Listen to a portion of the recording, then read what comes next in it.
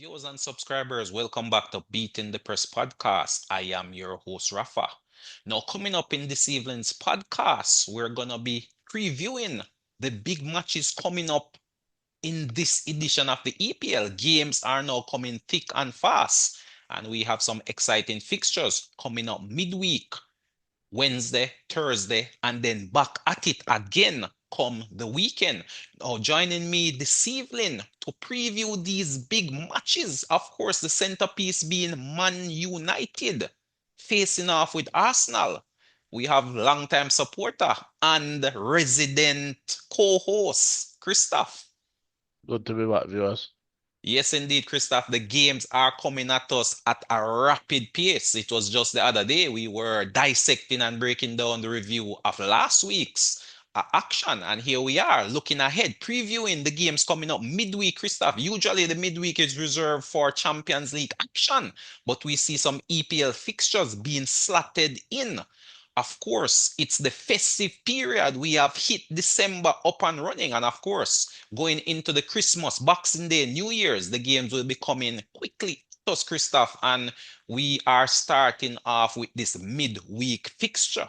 Arsenal home versus a resurgent Manchester United under new manager Amorim. To us, Christoph, how do you see this game playing out? What sort of changes can we look for from the Arsenal perspective? And indeed, can Arsenal keep pace with Liverpool, who is now leading the league by 9 points? Um, well, it's a bit of a difficult game going into. Not because Man United are, very good or anything like that, but because, they have that new manager bounce, so the momentum, and Man United always tends to, regardless of form, play well when it comes to playing against Arsenal. So it's a game with the potential for Man United to look better than they are. And with Arsenal defense looking a bit leaky of late, I'm expecting a couple of goals in this game. Ultimately, I think Arsenal win 3-1 at home, but there is that potential for anything to happen in this type of match, given all the variables coming into this game. Definitely some interesting variables. Of course, the big one being that Manchester United is under new management, and we have seen where it's a new system now being rolled out. I'm not sure if Arsenal is used to playing against three at the back. I do recall, though, Christoph, that last season in the Champions League, it was Amorim's Sporting Lisbon team which took it to Arsenal. So I'm sure Amarin has some experience playing against this very Arsenal outfit. I mean, not many changes have been made by Arteta. It's pretty much the same 11, which probably started in the Champions League fixture last season, that will be picked against this Manchester United team. Big variable is it's unclear as to who are the personnel that Amarin will roll out, but whoever it is, as you mentioned, Manchester United camp is now in a positive vibes. And of course, a number of key offensive and defensive players are stepping up their game. Rashford is one you have always had some criticisms against, Christoph. We've seen where he has elevated his game. Can Rashford hurt this Arsenal defense is the big question. For me, uh, again, like I said, in yesterday's podcast, is that Man United look better. They look to be playing better, but they're still only scoring counter-attacking goals, in my opinion. So Arsenal, when they're ready, they can defend better than anybody else in the league if they want. So if Arsenal decide to sit in a low block, Man United won't be getting anything. All But right, is that really the Arsenal way though? Or will Arsenal be looking to dominate possession and take the game I to United? I don't know if Arsenal will be looking to dominate possession. Arsenal will be looking to get 3 points. Now, whether or not But that's the playing usual Arsenal way though, Christoph. whether or not that is a case where Arteta will say, all right, let's just play. We are better than them. Let's go and outplay them. Or if he will say, Man United can only score on the counter attack. So let's give them a low block to contend with because we know they can't break it down. and Mm. then they then play on the counter attack and get the But goals. have we ever seen Arteta deployed that tactic before at home? We've seen him deploy it at home before, but we've never seen him deploy it against United. So do you are you referring to that Man City Arsenal game? I mean, you're right. We've seen him use it against Man City, but to be honest, we've only seen him use it against teams that probably Arsenal would not dominate possession against, Right. like That's a what I'm Man saying. City or a Bayern Munich. Yeah, so I'm saying we have seen it done, but we've not seen it done against, somebody who would be considered a weaker team or So it's uh, unlikely to be deployed come Wednesday then, Christoph. I'm In not saying it. all I honesty. don't know if it's unlikely to be deployed, right? But I Mm, know it is there as an option because, like I said, United won't score anything outside of maybe a counter attack and a set piece. right. Well, I can see Arsenal playing a bit more defensive if they go ahead, maybe take a two-goal lead or, late in the game, maybe they're leading 1-0. But from kickoff, I would want to think that Arteta will continue to play the Arsenal way, which is to dominate possession, dictate the pace of the game, take the game to Manchester United. Of course, as you mentioned, Manchester United is probably most dangerous still on the counter attack, and they definitely have the pace up front that can hurt this Arsenal defense. Obviously, it would be Arteta's prerogative to deploy players who could potentially disrupt that counter. So, for example, if you look in the middle of the park, currently, Partey is out, Christoph. Who replaces Partey? Will it be a Jorginho? Or will it be a case where maybe a Kai Havertz drop into that midfield accompanied with Odegaard and Rice and maybe play a Jesus up front? What says you in terms of the Arsenal 11? What's the potential 11 you're looking at to get the 3 points, as you mentioned, versus this Manchester United team? Honestly, with Partey injured, I'm not sure what Arteta will do in the middle of the park. There is the potential for him to mix it up. Um, it could be a case where Rice will play that defensive midfield role, and then maybe Mikel Moreno will slot into that left central mid. I don't think it's a case where he will remove Havertz from attacking. Like I said, Jesus has. Jesus hasn't looked threatening up front when deployed either as a starter or even coming off the bench. So I think they stick with Havertz up front. I don't think they're going to move that right now. I think we'll probably see Martinelli coming back in to get those counter attacks because he's been very good on the counter attack, proving to be a threat. Sometimes, not scoring goals that he should be scoring, but he looks threatening on the counter attack. So if that pushes back the Man United defense, it's a positive for the Arsenal attack. They get a chance to build and control possession. So Um, you're saying your front three would be Martinelli, Havertz, and Saka. that is what I expect the So what front three to about be.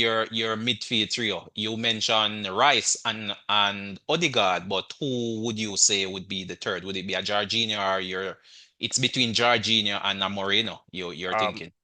So definitely a Odegaard and a Rice. I do think there is the potential for Moreno to start in that game. Uh, given that Arsenal does play a lot of worked set pieces, and Moreno is very good at heading. Um, heading. He did score a number of headers in La Liga last season and has Mm. scored. I think So one you're header saying so far. he gets the edge over Jorginho for that third slot. I mean, I in the I in the previous game, it was Jorginho who decimated that West Ham midfield. So that's where I was coming to. There is the potential for that. It depends on how Arteta will look to play this game. However, if Arsenal go and take an attacking approach and try to control the game, they will go with Jorginho, I believe, in that midfield to Of control course, I would want to think that with such a possession. positive game versus West Ham, confidence running through the team, I don't see why Arteta would seek to disrupt this midfield trio, which seem to be churning over some good results. For me personally, it would definitely be Jorginho, Rice, and Odegaard. Uh, around the back, though, there was the injury concern of Gabriel. Of course, it's modern day 21st century medicine. So it would be very shocking for me if I did not see him rolling out to start this game. Will he do the full 90? That's yet to be seen. I'm not too sure what the injury is. But the concern is still that left side of the defense, Christoph, who plays the two uh defensive back roles. Who goes left back, who goes right back for you in your estimation? If you're the manager, who would you be selecting for those I positions? mean, right back right now is pretty much Jerry and Timber at the moment. Right? Left back, I think Arsenal will persist with Calafiori, and I think Kiwior will come in to left centre back if Gabriel is not fit. Indeed, indeed. Well, that seemed to be the standard Arsenal 11. Not many surprises there. In terms of Manchester United, though, Christoph, what can we expect from and Amarin United to face Arsenal? This is probably Manchester United's first big test under this new manager. What can we expect? What's your call in terms of the personnel selection for this big game coming up? Of course, Arsenal cannot afford to lose any more ground on league leaders Liverpool. And of course, Manchester United is fighting for every single point they can muster at this stage of the game, trying to get into that top four. So, who are the personnel that will most likely do the job for this Manchester United team? In your Um, estimation, of course. in my opinion, barring any injuries, I think they will go with the exact same team that played Everton on the weekend. Well, for one, Martinez is out on suspension, so he's Well, that's why I definitely said, out of well, selection. barring any injuries or suspension, yeah, so I guess that would be one of the positions that would be replaced, and I think they'd probably bring in, well, who is available? Harry Maguire will probably start that one, to be honest. Indeed, indeed, I indeed. think So, other than that change, you're I going with an the unchanged same 11, 11. right? I see, I see. Well, definitely. I mean, I would say a number of players have been staking their claim for a role in that Manchester United team, especially to me, within that system of Amorim, Christoph, I think the wing backs play the most crucial role in that system.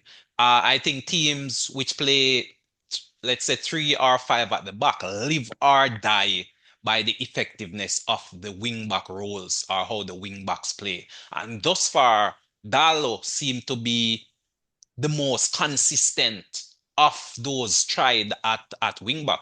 Mazrari, for example, started at wingback, but now we see him playing a more centre back role. Maybe that is something that Amarin is trusting him with, and thus far it seemed to be working out.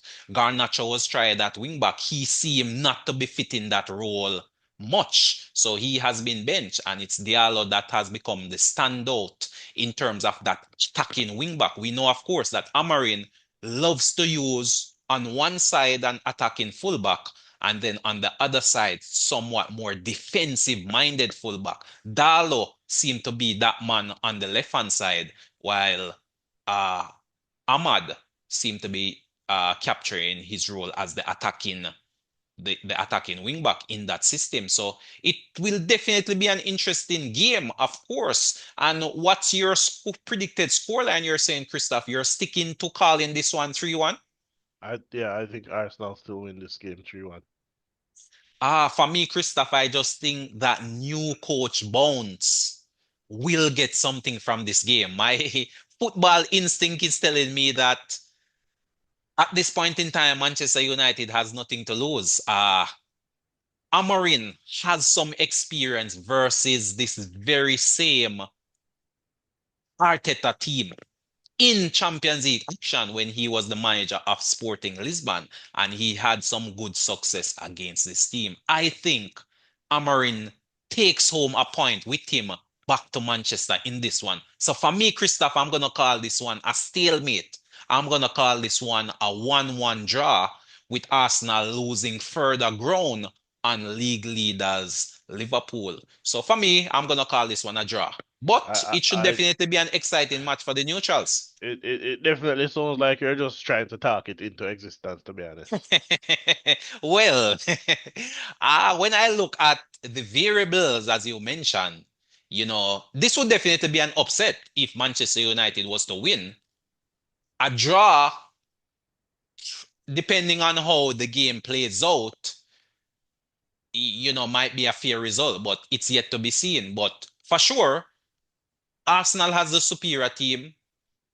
Obviously, they're better coached up at this point in time, but this is the EPL, and I've seen it time and time again, Christoph. Once a new manager comes into the picture, all of a sudden the team gets this big boost of energy and effervescence. And I think Manchester United is experiencing that currently under Amarin. So it's a bad time for Arsenal to be playing United, in my estimation. Of course, I could be wrong.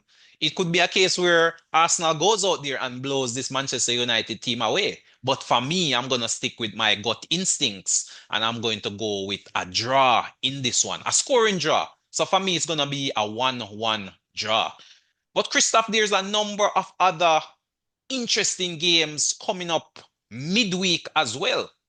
Liverpool also takes on Newcastle. Let's take a quick look at that one, Christoph. Liverpool playing away from home versus a up and down Newcastle team is the best descriptor I could give. What says you about this game? Can Newcastle create an upset in the EPL? No, I don't think not Liverpool, sorry. I don't think Newcastle have the quality to beat this Liverpool team at the moment.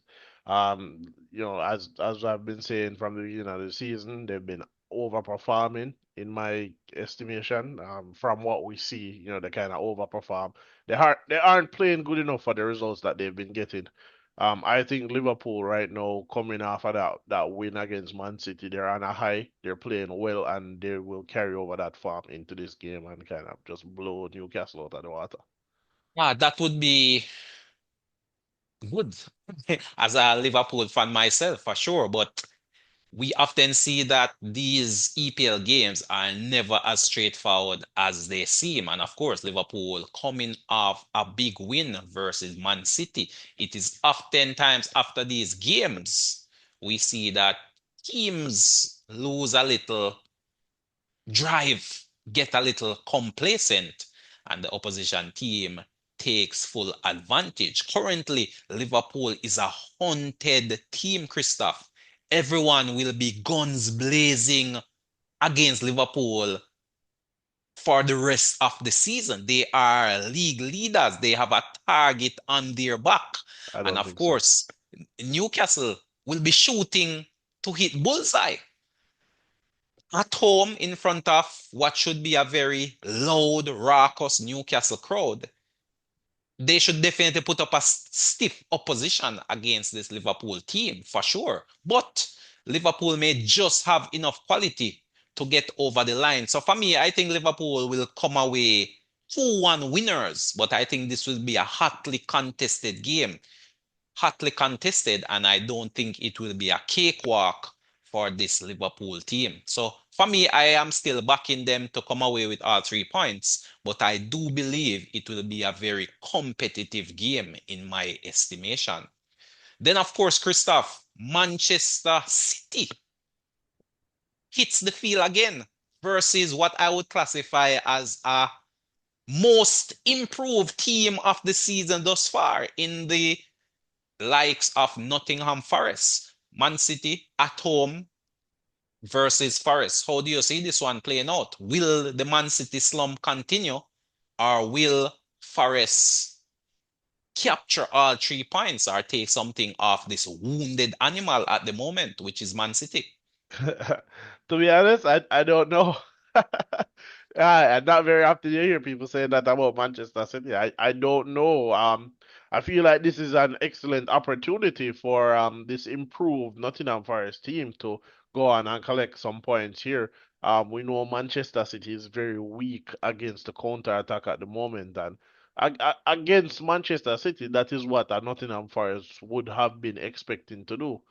anyway, so I think Pep Guardiola will want to get 3 points from this game. He might come up with some new strategy for this game, but honestly, I don't know what new strategy he would want to come up with because if you don't have a D mid to kind of stop that counter attack before it happens, the simple solution would be to leave more players back to defend. So I don't know how he's gone 7, 8 games without trying that, to be honest. But this is a game where Nottingham Forest will want to try and play and get all 3 points because it is there for the taking. This Manchester City team is in very poor form, unable to hit the back of the net um regularly, but they even even if they do score, they are giving up at the back. The defense is in shambles. Again, they're going to dominate possession, but the space between the attack and the midfield is there to exploit and the counter attack. Of all the games one would have picked from the calendar when one looks at the fixture list, Christoph, who would have thought that come early December, this would be one of the games which the fans have their eyes on. This will probably be one of the most watched game over this midweek period. We will all be looking to see if Man City continue their slide into obscurity, I Christoph. mean, personally, to me, if Manchester City lose this one, then I would truly count them out of the title race if they lose this game. For me, they're already out, but I this would I be a don't final nail into the coffin. I don't think they're out yet, but if they lose this one, it's over. It's over Yeah, if well, they lose as, this one. as I said, I count them out already. I don't see anywhere back for them from a 11-point gap at the top of the table. Nine is still probably manageable, which, Arsenal and Chelsea are behind, but 11, I don't see any way back. But this should be a very interesting game, Christoph, because Nottingham Forest is a team with a lot of confidence. Nottingham Forest is punching above their weight and they are good value for money. These wins and these set of results that they are picking up is no fluke. They have one of the more solid defensive units in the league at the moment. And up front, this man, Chris Wood, is in superb form. He is like a battering ramp for this Forest team where the ball is hit up to him. He holds off defenders and bring the likes of the other attacking players into sharp focus, the likes of Callum Hudson-Odoi, Ilanga, Morgan Gibbs-White. These are the players who are feeding off the hold-up play from Chris Wood. These are all speed merchants, Christoph, and that will be the big threat. They will offer something on the counter. Of course, this team is being coached by Asparita Santos. He is the man who was at Wolves. And a couple of years ago, he got a big result versus this very Man City team. So he has the experience in knowing how to play against a Pep coached Man City team. And with the sort of form City is in, I would not put it past Forest to at least grab a point from this one. What says you? What's your call for this game? Um, Couple of weeks ago, Christoph, this would have been a no-brainer call. This would be City all the way. But no, what's going on? yeah, a couple weeks ago, this would have been, Manchester City, but this is a game where I do not know what the result will be. Manchester Surely, City. Christoph, surely Man City cannot lose again. Surely, with the amount of money and quality in that team, surely City cannot lose again. This is the GOAT of managers we're talking about, Christoph. Pep, treble winners. Surely. At the moment, you would have to say Manchester City would be favorites at home to win this one. But there again, we said there is the potential for Nottingham Forest to take points away from this game. But what's your call? Give us your call. Put it on the line. Let us know what is your predicted scoreline. Manchester City to bounce back in this one 2-0. 2-0 to City. For me, Christopher, I'm gonna ride with Forest on this one. I'm gonna go 1-1 in this game. I feel Forest is poised to Honestly, take some more points if off if this Man if City I team. I feel like if Nottingham Forest does score in this game, I think Nottingham Forest will go on to win this match. I think if Mm. if if Forest scores, they get a counter attack, they score. I think Forest goes on and win this game. It should definitely be an interesting watch. Should definitely be an interesting watch indeed. Forest is no joke this season, and they have the capabilities. They have the confidence is good within the team. They have personnel who can play football, and they have a sound manager at the helm over there at Forest as well. So, all to play for in this midweek of fixtures coming up. But there are a couple other games, Christoph. I'll just get your quick scoreline on these in the midweek fixtures on Wednesday. We also see Everton versus Wolves. What says you about that one? I think one all draw or two one all draw, two all draw. I think for that one. So a draw in that one, a scoring draw, you would say. Scoring draw, right. Then we have Southampton at home versus Chelsea. Hard to look past the good form that Chelsea is in. So Chelsea 3-1. Chelsea 3-1 in that one. Aston Villa at home versus Brentford. Um, Aston Villa without a win in eight. This is the type of game that they'd probably want to try and bounce back in. At the moment, I'm not seeing it, so I would say a scoring draw for that one. Scoring draw in that one, Aston Villa Brentford. Then on Thursday, we also have two fixtures to round off the midweek games, Christoph. Fulham at home versus Brighton. Um, I give the edge to Fulham 2-1. They're in, good form. They're playing well. Those former Arsenal players doing a good job for them. I must mention the farm of Iwobi. He has really been finding some end product this season, I must say. But of course, the other player, Simit Rowe, Christoph, he seemed to have been plagued with a knock here or there, seemingly not being able to remain fit throughout the duration of this season. But definitely Fulham getting some good results there. And then the final one is Bournemouth versus Tottenham. Bournemouth versus Spurs. Um, Tottenham 3-1. Tottenham 3-1. Well, there you have it. Midweek fixtures coming up thick and fast, number of exciting games, and big points are on the line. But any final word, Christoph, from you as it relates to the set of fixtures in the midweek? And of course, viewers and subscribers, be reminded that there is also EPL action coming up on the weekend. It's a Merseyside derby on the weekend, and other big fixtures will be on display. So the games are coming thick and fast. But any final thoughts in terms of these fixtures coming forward? It's nice to be getting so much football at the moment, but I know, for years clubs have been asking to get a reprieve in December. In my opinion, I think there is probably too much football being played in England. Madness, madness. That Um, is why we have no five substitutions. And if you notice, our managers are not even using the full complement of their five subs. So that tells me they're not concerned. They want their best players out there at all costs. no, Come on. well, tell This you has what, been a long I tried, think tested, proven methodology since the inception of the EPL. It's the festive period. This is a period football fans look forward to, Christoph. it is indeed a period football fans look to, but there's also a number of injuries that get picked up in this period as well. I think as for the five substitutions, I think it's a case where managers are not very creative at the moment. They don't know how to properly utilize that five manager. They haven't We've been seen any. saying that for a couple of They years now. have they haven't seen anybody else do it, so they have no idea what to do with it. It only takes one. It just takes a Right, revolutionary right. So manager. I think that's it. We were it, Because for me, one of the strategies I would probably use is to say to five players, let's say, for example, my five attacking players. Let's go go all all out. out. Go all out for the first 60. Go hard.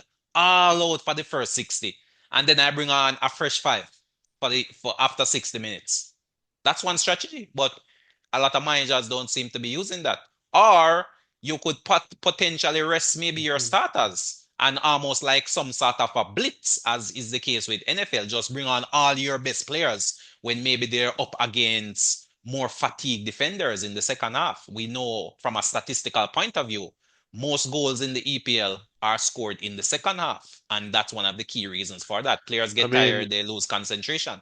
in the past, that's a strategy that we've seen managers deploy previously. I don't know what has happened.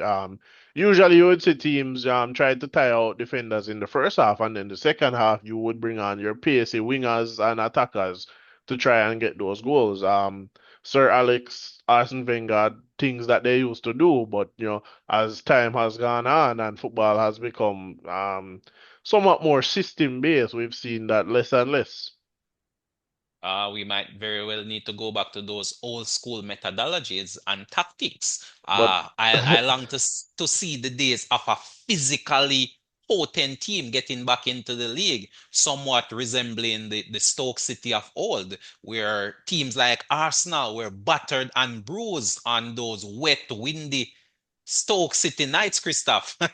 unfortunately for Stoke, this is not the current Arsenal team would not fall victim to that. Well, that's yet to be seen. Arsenal, we know, always has a soft spot in the middle here, but those are the days. Those are the days indeed. But viewers and subscribers, thank you again for tuning in to us here on Beating the Press podcast. Thank you again for your support. It's coming to another year of podcasting action, so to speak, and it has been through your continuous viewership, your shares, your likes, your comments that we have made it this far. Of course, thanks again to Christoph for coming on board and really sharing his thoughts and his opinions, really giving up on his busy schedule and making time to share his football opinions. But there you have it, viewers and subscribers. That's it from us for this midweek of EPL action coming up. We'll be back before the weekend to give you some previews, some insights, and possibly some reviews on these games. Who to tell? We may be talking about a Man City upset or even Manchester United getting one over on Arsenal. But we'll be here to watch the game and we'll be here to dissect and break it down for you. But until next time, this is Rafa signing off.